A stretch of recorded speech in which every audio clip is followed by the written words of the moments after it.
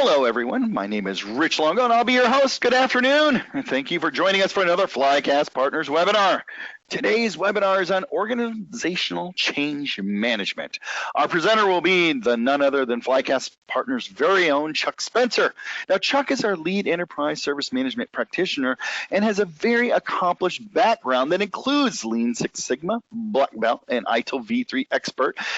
ITIL 4 now, actually, with multiple certifications, including ISO 20000 Manager and Consultant, COBIT 5, PMP, Agile Scrum Master, Change Management Practitioner. Chuck has well over 25 years of experience in improving and implementing service management processes to drive quality, efficiency, and customer satisfaction. He's an innovative and results-oriented senior technology leader with progressive experience in all phases of service management, project and process management, enterprise technical support, and organizational leadership and strategic development. Before we get started, Chuck, let me introduce our organization.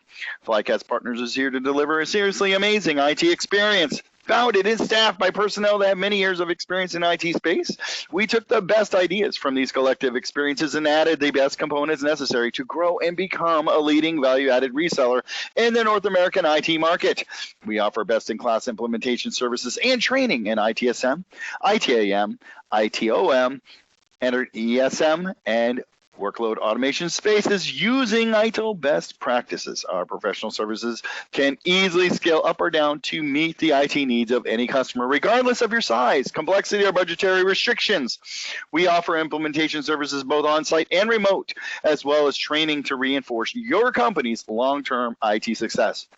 Our ongoing administration and support service offerings will enable you to focus on those normal day-to-day operations, saving you both precious time and money. Please feel free to call us at 844-FLYCAST, that's 844-359-2278, or visit us on the web, on the internet at www.flycastpartners.com. This is just one of many, many weekly webinars that we offer here at Flycast Partners. I encourage you to go to the website and check out some of our upcoming presentations. Sign yourself up, sign up your coworkers. Also, take a look at all the various types of technology that Flycast Partners offers here. Everything from IT service management, IT asset management, and everything in between. Take a look at some of the white papers and data sheets we have on these products, as well as our process consulting and training that we offer. Share it with your coworkers, anyone who feels like they may need an ITIL 4 course. With that being said, without further ado, I am going to turn this presentation over to none other than Chuck Spencer. Chuck? Well, thanks, Rich. Well, most of us who have been in IT for a while and involved in ITIL and ITSM recognize change management as the process to transition services from design into operations or to make changes to those services. And it is something that many of us deal with on a regular basis, and we've really become comfortable with that term. But there is, of course, another organ of change management, and that would be organizational change management. And it has been confusing for a lot of people, so confusing, in fact, that in ITIL 4, I can share with you that a decision has been made to change management. Sounds redundant, doesn't it? But to change management to change control rather than call it change management. And another reason for that is in ITIL 4, they've recognized for the first time how important organizational change management really is, and they're going to provide some guidance on organizational change management as one of the practices that's within ITIL 4. And I think that's going to be very helpful. Before, we just kind of referred to the fact that it needed to be done, but there was no guidance within ITIL. And those of us who've been involved with helping people implement ITIL really realize that any time you're doing that, you really need to do organizational change management because you're changing the way people behave and their attitudes. Now, the name organizational change management itself is really a misnomer. You don't really change the organization. You help the people in the organization to change their behaviors and their work habits, which in turn moves the organization in the direction you need it to go. And you do that by helping them transition from a current state to the desired state that the organization needs them to be in order to be successful. And to accomplish this, there are some specific things that are required. First, of course, you need to have a vision that provides a clear and a simple picture of what the organization or the system or whatever it is you're changing is going to look like once the change has been completed. The second is sponsorship, and we're going to talk a lot more about that in just a couple more slides. Along with sponsorship, comes the need for well-defined roles and responsibilities. Who does what, how, and when, not just as you're doing the change, but once the change is complete and it's now in your normal day-to-day activities. Then stakeholder management, which involves communication. Communication for organizational change management needs to be an effective combination of one-way and two-way communication, with the emphasis really on two-way. Now, I said earlier, you don't change an organization, you change the people within the organization, and you do that by enabling them to make the change. And that enablement comes through empowerment. Change occurs when people are well trained, they're highly motivated, and they have the freedom to try things out in a safe environment where success is celebrated, rewarded, and failure, while it's not desired, is accepted, as long as the knowledge that's gained can be applied to turn that failure into a success. Effective organizational change management also requires resistance management. Resistance is inevitable. You have to plan for it ahead of time and then effectively deal with it and remove it when it occurs. And finally, effective organizational change management requires continual positive reinforcement. People need to be nurtured along the way in the change process. You need to find and celebrate quick wins, help them get over obstacles, encourage them to move forward, the same as you might do a child when you're teaching them how to walk or how to ride a bike. Now, to accomplish all this, like I said, you have to have sponsorship, and sponsorship is a must for any organizational change effort. Transforming the way you do business today requires significant sponsorship from the top levels of the organization. And this means top-down commitment from some form of an organizational governing body, whether that be an executive board, a steering committee, or a small group of top-level leaders. The top-down commitment then needs to be exemplified by a visible and sustained commitment and involvement of those change sponsors throughout the initiative, including any learning events or significant stakeholders, any meetings, anything that really is going to occur. The sponsors need to select and support respected resources across the organization to act as change agents, and then ensure that those individuals have the appropriate skills and training in the facilitation of change and the time needed to act as change agents. Sponsorship means empowering individuals and groups to take on initiatives in line with the changes needed, and doing this by providing them a mix of responsibility and authority along with training and experience. Finally, sponsorship means providing continual, consistent, wide communication of the vision, the importance of reaching the vision, and the progress towards that vision. Prasai, who's a recognized leader in organizational change management, did a study in 2012 with 650 participants in 62 countries and identified the greatest contributor to the overall success of change management as active and visible executive sponsorship. And the greatest obstacle, according to those same respondents, was ineffective management sponsorship from senior leadership. Now, once you have the sponsorship, the sponsor or the sponsors need to create a vision that outlines how the organization wants to be seen by the outside world. What picture do they want others to see when they look at the organization? Joseph Cotter, a well-known leader in the area of organizational change management, takes this a bit farther by saying it's not just a picture, but you have to also offer a reason why someone should strive to create that future. What is it about the vision that would attract someone to it or encourage them to achieve it? You know, whether you love or loathe Donald Trump, doesn't matter. His vision of make America great again is a perfect example of this. You know, anyone who says that has to believe in it, has to want to make it happen. It has to really mean something to them.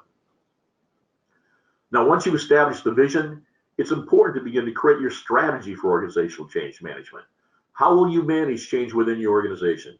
Do you have the resources and the capability to do this internally, or do you need to use a consulting or a third-party organization? You then develop some strategic objectives that allow you to identify a number of change initiatives that are part of your change portfolio with some specific expected outcomes and benefits from each one. And you want to do these as short, achievable time-frame projects to keep momentum going, and of course constantly check to ensure that the results you're getting is actually contributing to the vision that you have in place. There are some key roles and responsibilities in organizational change management that we need to talk about. These include the change sponsor, which we've been talking about, the change manager, the change agents, the line manager, and change targets. And now we already talked a lot about organizational sponsorship for the change and the critical need for this to be in place, but let's get a bit more specific about the role of that change sponsor. And I can sum this up in one word: leadership. And of course, leadership is made up of everything that you see here. The change sponsor is responsible for ensuring that the vision that is driving the change is constantly articulated, and there are consistent goals and objectives in place to achieve that vision. It needs to be clear to all the stakeholders where the organization is headed, how we're going to get there, and why it's important to achieve the changes needed to get to that vision. They need to act as champions for the change and create a sense of urgency on why it must be done now, and the speed with which it needs to be done. The sponsor needs to gain the commitment and the involvement of senior line management and others to ensure that they're informed and they're engaged and they provide the resources that are needed to actually get this change accomplished. Sponsors act as a role model and lead the way in establishing new norms. They need to be able to walk the talk, and they need to consistently communicate the change using a variety of media. Everybody doesn't receive information in quite the same way. Sponsors are often called upon to confront those who resist or block change and remove these obstacles to success. They need to be involved in training, mentoring, coaching, and they need to remain accessible to all of the change stakeholders. They need to ensure that the resources needed for change are available, and that often includes aligning infrastructure, environment, performance measurement, and reward systems to the change initiative. And they need to continually be ensuring alignment to the organizational strategic goals, that all of the change objectives and initiatives are contributing to the overall strategic goals of the company. And of course, they're not going to be able to do this by themselves. The day-to-day activity to manage the changes needed falls to the change manager, or in some cases, change managers. You may have more than one. Now, the terms change manager and project manager are not synonymous. There's a fundamental difference between change management and what a change manager does, and project management and what a project manager does. A project manager works to achieve project completion and manages events, budgets, timelines, all targeted at completing a specific objective, the focus being on completion. There's very little gray. It's all black and white. It's completed or it's not completed. A change manager, on the other hand, focuses on the implementation and on the transition of people from the current state to the desired state by managing their beliefs, their behaviors, communication, resistance, providing education and training for them. Nothing here is black and white. It's all gray. Now, a change manager is defined by his or her knowledge and competence in organizational change management, just as a good project manager is defined by his or her knowledge and competence in PMBOK or PRINCE or whatever methodology you're using for project management. Now, most organizations are willing to spend money on acquiring and training project managers, but unfortunately, that's often not the case for organizational change management. And instead, they rely on project managers to understand and deliver organizational change management, which often creates a conflict. Now, that's not to say that there's not an element of organizational change management in every project. There certainly is. Or that project managers have no understanding of organizational change management. It's just that they rarely have developed the softer skills and the knowledge required to do organizational change management. Now, just as a change manager and project managers are not synonymous, change managers and change agents are not the same either. Change agents, unlike change managers, have no formal line of authority to facilitate change in the organization. And they may be supervisors, line managers, senior managers, or sometimes even the change manager. But when they're in that role of change agent, they do so without a direct line of authority. Their role as a change agent is more of a coaching or a consulting role. And their responsibilities include networking to build strong change networks across the organization. In doing so, they're often connected to frontline staff and line managers involved in the change, or to their peers or others in similar positions. Their responsibilities also include ensuring effective communication occurs up and down the organizational hierarchy to ensure consistency and understanding of the message. They observe, they offer ideas, information, advice where it provides value, and they provide access to other knowledgeable resources when someone needs to know where to go for help. And finally, they help the sponsors, the line managers, and the targets be successful without themselves taking ownership of the tasks that need to be completed. Now, your local leaders and line managers, they play an important role in organizational change management as well, in that they're the ones responsible for creating and implementing the plans to actually meet the change strategy in a lot of cases. Now, when they're doing this, they need to budget and forecast for resources that might be needed, and they need to provide frontline leadership, sometimes even a little project management, for the changes that are being implemented. They act as a role model for their teams in the way that they accept and communicate the need for change and the alignment to the strategy. They're responsible for ensuring the communication is always bi-directional, and when there is resistance, managing that resistance by confronting it and removing it where possible, or if not, escalating it to the change manager or to the change sponsors. Now the targets, these are the poor folks that we're doing the change on in most cases, or they're implementing the change. And their responsibilities include listening to the information being provided to them, inquiring or challenging that information if it's not clear, to clarify any concerns they might have regarding the change. We want them to offer constructive criticism and ideas to further improve or speed the delivery of the change.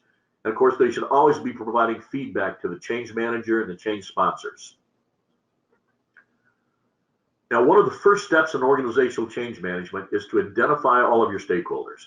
Stakeholder mapping is a valuable tool in organizational change management, and it begins with identifying all of your stakeholders or stakeholder groups and then categorizing them by placing them on a grid or a map based on the level of power or influence they have on the change and the level of interest they have in the change or the impact the change will have on them. This allows you then to begin to understand how much focus, attention, and communication you need to do with these stakeholders. If a group or a person has a very low interest or the change is going to impact them very much and they really don't have much influence, it's really probably just a matter of keeping them informed about what's going on. Not a lot of time that you really need to spend with them.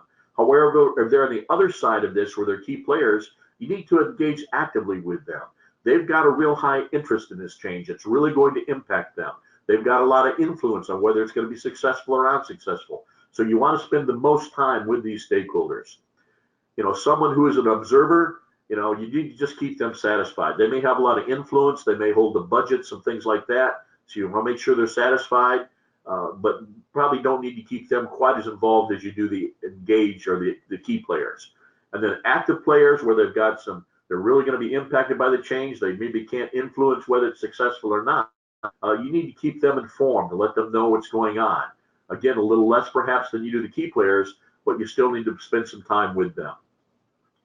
Now, Patrick Mayfield, another leader in the area of organizational change management, and specifically the area of stakeholder engagement, offers some really good advice on stakeholder engagement. First one is, you can forget about stakeholders, but they won't forget you. And that's going to be true long after you're gone if you forget one, which you don't want to do. You want to make sure you know all the stakeholders and you know how they fit into this. And then the identification that we talked about a few moments ago, putting them on the matrix, you need to think of that as a continuous practice. New stakeholders emerge during a change and old ones fade away. I would add that stakeholders themselves change over the course of time in their attitudes about the change, their alignment to the change, or their expected outcomes from the change. You want to prioritize and segment those stakeholders in a matter of time. And again, regularly, rinse and repeat, reprioritize. Again, I can't stress this enough. In addition to what I mentioned earlier, stakeholders change positions, they change interests, they change roles, all of which changes the way you communicate and deal with them. You do have to recognize that some stakeholders are best engaged by others. This is especially true if you're an outsider managing the change effort or acting as a change agent. Some people only respond to their peers or to respected leaders, and they'll actually disengage if they're approached by the wrong person or someone they do not respect and trust. When you're engaging with your stakeholders, you need to seek first to understand and then be understood. Listen to their needs, their concerns, and feed off of these versus telling them what they need to do to make the change. Emotion trumps reason. You can certainly see this in our political environment today in some of the changes taking place. You do not need to only recognize that emotion trumps reason, but often you can use it to your advantage and try and transition someone towards the desired state to get them motivated, to get them active. And then finally, demonstration trumps argument. Showing someone how the change will or will not affect them is often a better approach than arguing or telling them about it or why it will or why it won't do so. As much as possible, let stakeholders experience it, try it out, pilot it, the new application or the new process, whatever it is, in a safe environment. We often use simulations when we're trying to implement IT service management in an organization so that we can demonstrate the value they will receive from the change in an environment that takes them out of their normal activity and isn't threatening to them anymore. Now, as you're identifying your stakeholders and analyzing what it will take to get them transitioned to the newer desired state, you want to ensure that you're looking at the organization's capabilities and for change. And you do that by looking at 4 specific areas. First, what is the capability in the organization to both generate, provide, and absorb knowledge, education, and training? What resources do you have to do that? How successful have you been in the past? Look at all of those things. And then what is the organization's capability to actually handle change? How much is going on? What other changes are occurring? How often have they changed? You know, how successful have been when things have been fast versus slow? Look at all those kinds of things. And then what is the process capability, and where do the processes have to change in order to support the new outcomes that you're trying to get in place with the change that you're making? And then finally, what is the capability of the environment to handle change? This looks at things like space, real estate, infrastructure. All of these have to be looked at from both the organizational as well as the stakeholder perspective. Now, managing stakeholders, as I said earlier, is about getting them to transition from the current state or situation they're in to a desired state, and then maintain that state until there's a need to implement further change. And to do this, you need to use a technique we call unfreeze and refreeze. It's sort of like the game my grandsons play called Frozen. This concept was first identified by Kurt Lewin, and he suggests that you do this by creating a competing and greater anxiety or survival anxiety. So to do this, you want to break down existing habits and mindsets, and there are key elements involved in doing this. First, clearly define the current situation that they're in and what is it about it that makes it comfortable to them. Involve the change targets in this discussion. The more people you get involved, the better definition of this you're going to get. Second, create a vision of the desired state. And here I would recommend using those who truly understand the organizational vision. Bring in your sponsors. Let them talk about why it's so important. And of course, here again, the more people involved, the better that definition is going to be. Third, you want to identify the forces that will both drive and resist the change, and then try to increase or leverage those driving forces while decreasing or removing the resisting forces once you've identified what those are. Now, once you've set the stage for change, it's time to actually start to take people through the change. And here you want to create a safe environment where they can learn and allow them to experience the change. And recognize that during this stage, there's going to be confusion when the change is first introduced. And stakeholders will often challenge the need for the change or look for some clarification. This is where you want to stay consistent in communicating the vision and the value of the desired state. The last part of this, or the last stage then, is to refreeze them. And this is where you want to make sure that the new work practices become the new work habits, and the new way of thinking is now the norm. As change managers and leaders, your job's not done yet, as you need to address any tendency that the change targets have to revert back or think back in the old ways again. Now, Shine built on this concept of unfreeze and refreeze in 1993 and had a slightly different view on motivated behavior, but yet it fits into this. And he really talks about doing this by creating what seem to be 3 conflicting activities. You know, the first one is discomfiture, which is creating the disturbing belief that the current situation is just not sustainable. If we stay where we are, we're not going to survive. The second is to create a sense of guilt or anxiety so that people believe that they're responsible for that if they don't change, not only will the organization fail and not survive, but their goals aren't going to be achieved, or their personal or their career. And then you need to create a safe place for them to go to, the creation of physiological safety. And again, while this seems to conflict the first 2, it's really designed to prevent that survival anxiety that you're trying to create from becoming too great, by giving them a way out, a safe way to learn and move forward. Now, if any of you have not read Joseph Cotter's book, Our Iceberg is Melting, I highly recommend you do so. It's a short read, and it really speaks to this concept of making people uncomfortable, making them feel responsible for that discomfort, and then creating a safe place for them to go to. Now let's talk about communication here. In parallel with developing your stakeholder management plan and managing your stakeholders, you need to begin your communication planning. It's important that this begins at the very start of your change, as communication needs to occur throughout the initiative. And it begins with developing a communication strategy that outlines the overall communication objectives for your change initiative, the key messages that need to be delivered, and the approaches that you're going to use. Then comes the development of the actual plan itself. How are you going to deliver that strategy in terms of who does what, when, and how, and to whom? And by the way, this is where another type of change management comes into play. Is this plan should be subject to change management process itself to ensure that any changes to the plan are analyzed for any risk they might present, they're approved, they're authorized, and then they're documented and recorded. Of course, then comes the actual carrying out the activities according to the schedule you developed in your plan. And throughout the change effort, you are measuring the effectiveness of the communication to ensure that the objectives outlined in a strategy are actually being achieved. Now, there is a difference between the communication strategy and the communication plan itself. Your communication strategy centers on, first, understanding the organizational context. Why are we doing it? Why are we changing it? What are the drivers? What is the nature of the change and the culture environment in which the change is going to be taking place? Secondly, you want to analyze the stakeholders of the audience. Who are the people we'll be communicating with? And where are they in terms of your awareness of the change, the reasons for it, their attitude, and the likelihood and nature of any resistance? You need to set communication objectives. What do we want to happen for each stakeholder segment? What do we want them to know, to think, to feel, or do as a result of the communication we're giving them? Care needs to be taken that these objectives are measurable and you can link them back to the key milestones for the change initiative. Fourth, you want to select the communication approaches. How will you go about it?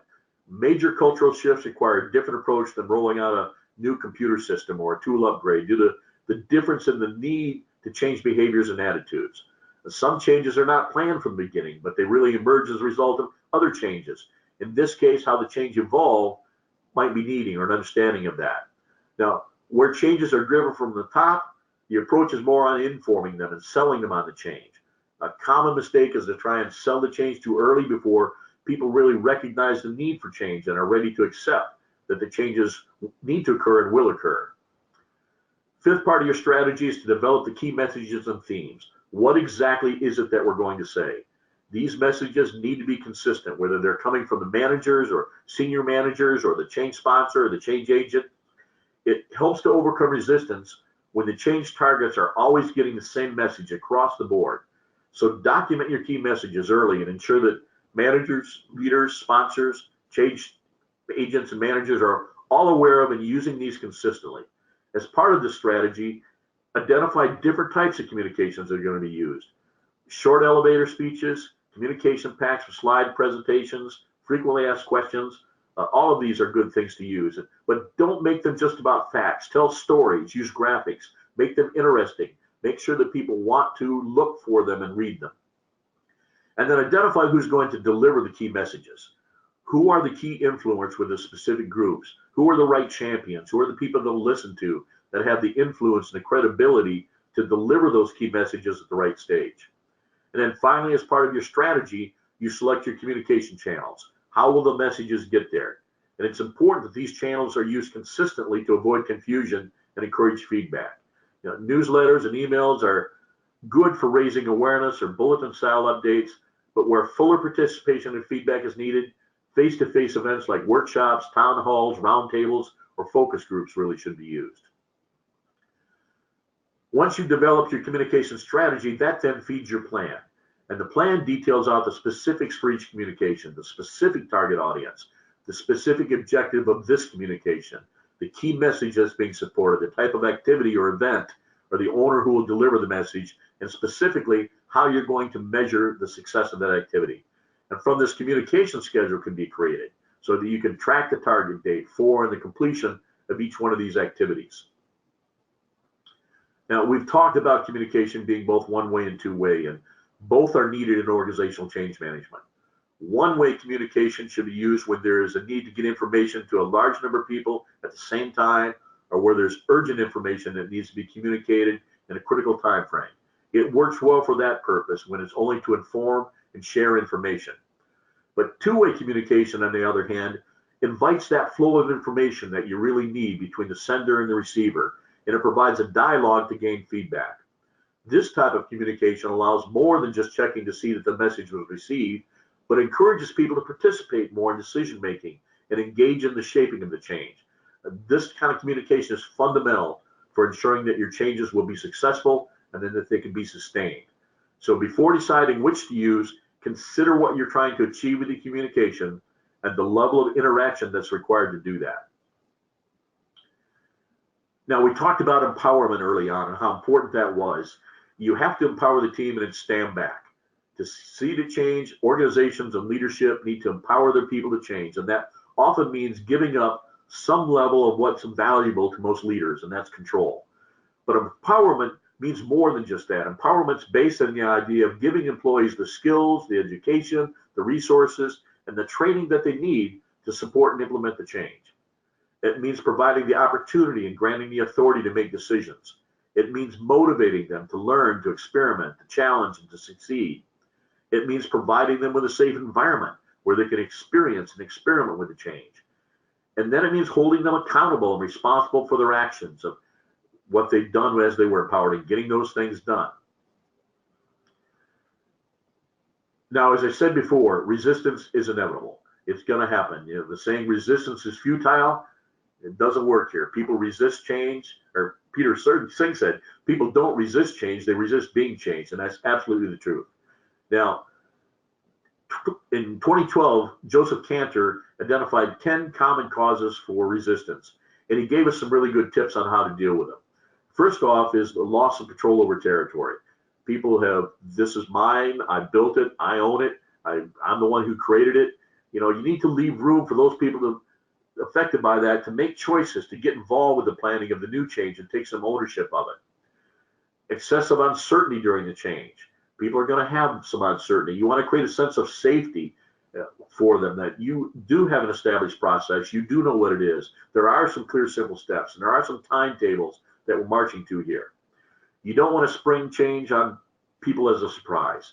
Don't plan in secret. Keep people informed of what's happening. Be very transparent about the changes you're making. And then don't change too many things at one time. That's a reason why people resist. You want to minimize the number of unrelated differences or changes, and where possible, keep things familiar. Don't change something just for the sake of change. You are going to, from some people, they're going to resist because there's a loss of face from associated with the current state. That, you know, again, they're the ones that created it, they built it, they spent maybe half their life doing it, and now you're saying it's no good anymore.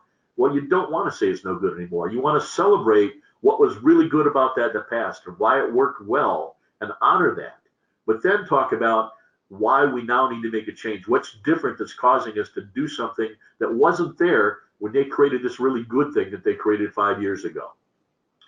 People also resist because they feel like they're not going to be competent in what you're trying to do. So you want to make sure that you're providing a lot of information, education, that you got mentors out there, that you got support systems, and then run those systems in parallel during transition if you need to, or on into transition, and even after the change. A lot of people resist because change is just work. You know, you need to allow some people to focus exclusively on the change and then reward and recognize those participants. But don't also forget to reward and recognize those people who are left back doing the work that these other people are not focusing on now because they're focusing on the change. They need to be rewarded as well.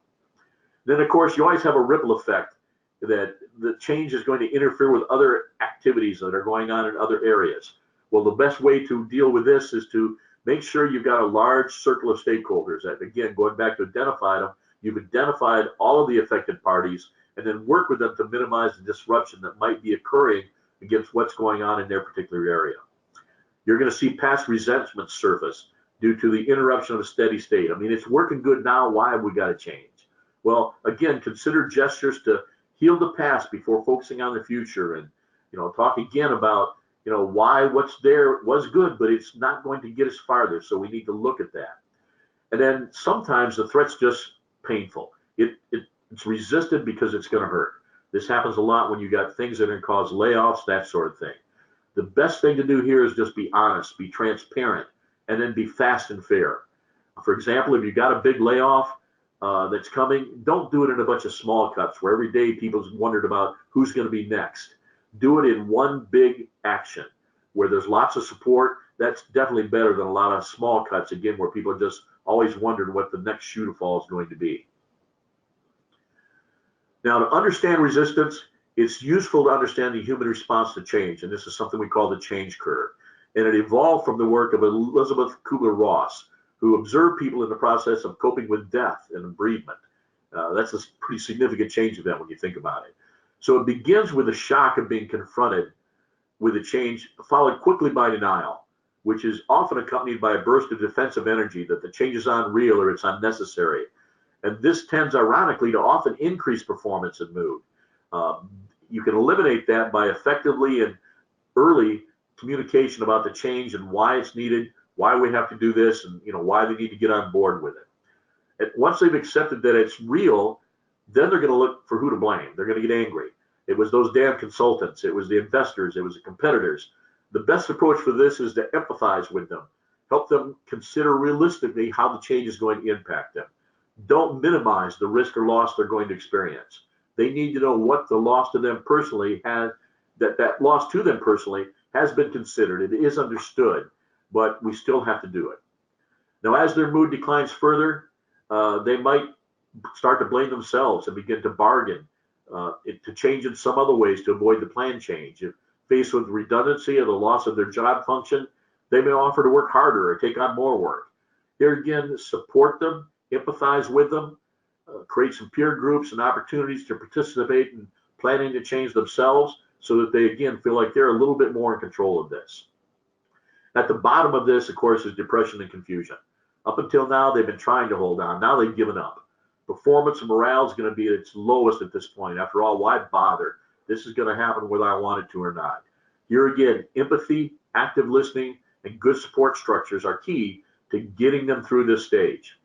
Now, at some point, the individual is going to begin to accept, at a deep level at least, that the change is inevitable and begin to look towards the future.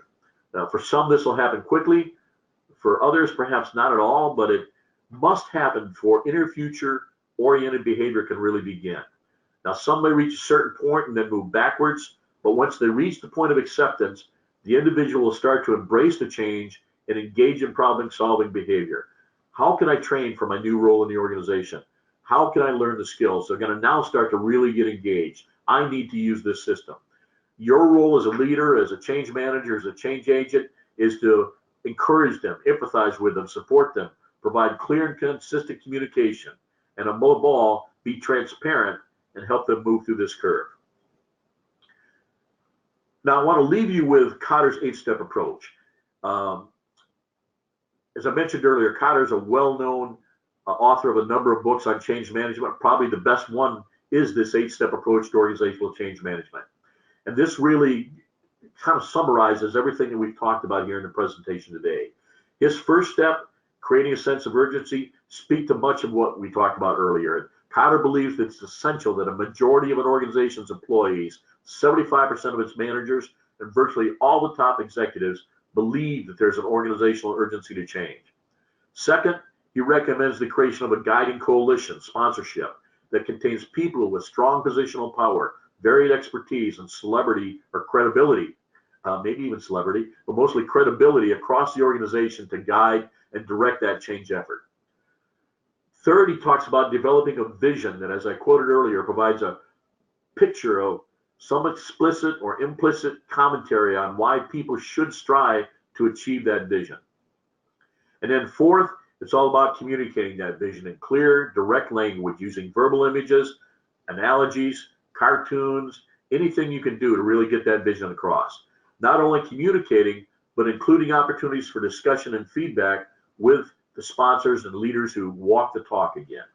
And then fifth, empowering the employees by ensuring that the organization's systems and structures really support employee action, provide training, reward contribution, and remove or sideline managers or others who really get in the way. Sixth is to generate and celebrate short-term wins. That really helps you boost morale, minimize negativity, keep everything going, keep the momentum moving forward. Seventh, Kotter says there's always going to be pressure to revert to old, known ways of doing business. And Kotter recommends encouraging the guiding coalition to press on, to deliver even more change with clear leadership and direction from the top. If you're giving them new changes to take on, they pretty soon start to forget about the changes that, the resistance of the change they had that they just got through. They're now focusing on something new. Now, eighth, someone said culture eats strategy for breakfast. and sometimes each change is a second course. You have to continually identify aspects of the old culture that threaten the change that you're trying to put in place and address them by, again, recognizing the value they provided for their time and place, and then highlighting the benefits and the value of the changed way of doing business and how it's going to strengthen the new culture. Now, this may mean making some tough decisions and replacing people who are too stuck in the old culture by promoting those who embraced and led the transition to the new way of doing business. So that pretty much wraps up our conversation on organizational change management. I think if you take some of this to heart, you're going to be successful in what you need to do in the area of organizational change management. Chuck, that was a great presentation. Thank you so much for taking time out of your busy day to teach us a little bit more about organizational change management. And folks, if you have any questions or would like to know more about organizational change management and what Flycast partners can do to help you in your organization, reach out to us at 844-FLYCAST, that's 844-359-2278, or you can email us at info@flycastpartners.com. Better yet, why don't you chat with one of our live experts, IT experts on our website. They'd be more than happy to talk to you Monday through Friday during normal business hours. With that being said, I want to thank all of you for taking time out of your very busy days to join us here at Flycast Partners for another presentation. And until our next webinar, enjoy your weekend.